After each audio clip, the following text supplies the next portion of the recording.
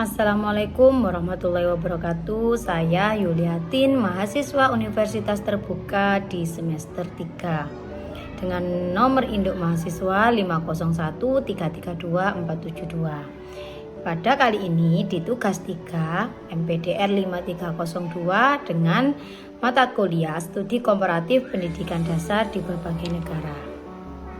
Soal yang pertama, paparkan hal-hal yang penting yang Anda temukan dalam artikel tersebut. Artikel yang sudah saya analisis. Pada artikel, memetakan luas dan sifat penelitian secara empiris mengenai pendidikan luar ruangan berbasis sekolah di 5 negara Nordik, yaitu di Denmark, Finlandia, Islandia, Norwegia, dan Swedia. Pendidikan luar ruangan adalah bidang penelitian pendidikan yang cukup besar di lembaga ini. Peninjauan ini dilakukan karena penelitian dari Nordik jarang dimasukkan dalam tinjauan internasional, meskipun terdapat persepsi tentang tradisi Nordik yang kuat dalam pendidikan luar ruangan. Berikut adalah hal-hal yang penting yang saya temukan pada artikel tersebut. Hal-hal penting yang saya temukan pada artikel ada 4, yaitu yang pertama perspektif guru, yang kedua kesejahteraan, kemudian yang ketiga pembelajaran kognitif, yang keempat sifat pendidikan luar ruangan. Perspektif guru yang pertama, guru melaporkan pengalaman positif seperti peningkatan komunikasi dan hubungan yang lebih baik dengan siswa.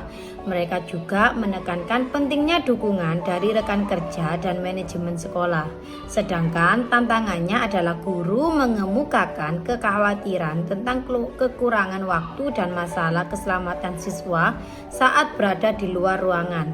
Kekhawatiran keselamatan ini sangat menonjol dalam studi tentang Friluftsliv, pendidikan luar ruangan yang melibatkan perjalanan dan kegiatan petualangan yang lebih lama.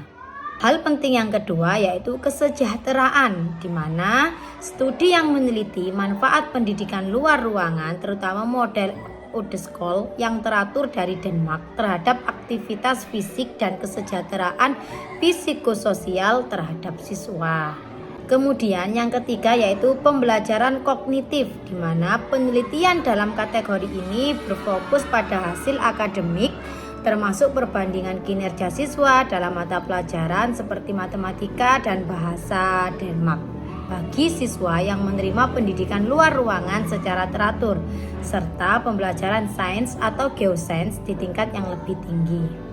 Yang keempat yaitu sifat pendidikan luar ruangan, yaitu berfokus pada deskripsi penyebaran dan implementasi praktik pendidikan luar ruangan di sekolah.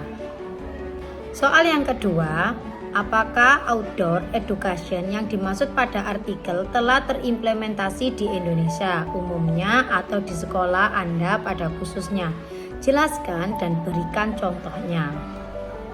Di Indonesia, pendekatan pembelajaran luar ruangan secara umum diterapkan sebagai salah satu variasi metode pembelajaran yang dianjurkan dalam kurikulum, khususnya untuk mencapai tujuan pembelajaran yang bersifat kontekstual, eksperiental yang berbasis pengalaman, dan tentunya untuk meningkatkan motivasi serta kreativitas siswa. Yang pertama, implementasi di Indonesia secara umum, pembelajaran di ruang kelas seperti praktik membawa siswa keluar kelas untuk belajar sudah dilakukan sejak lama di Indonesia. Seringkali dalam bentuk kegiatan karya wisata, studi banding, atau praktik lapangan. Implementasi outdoor education di Indonesia sebagian besar berfokus pada 3. Yang pertama, peningkatan motivasi dan antusiasme untuk mengatasi kejenuhan belajar di kelas yang konvensional. Yang kedua, pengalaman nyata dengan menghubungkan teori di kelas dengan realitas lingkungan sekitar seperti pembelajaran kontekstual. Dan yang ketiga, pengembangan karakter yang masih untuk melatih tanggung jawab, kerjasama kelompok, dan kepedulian terhadap lingkungan.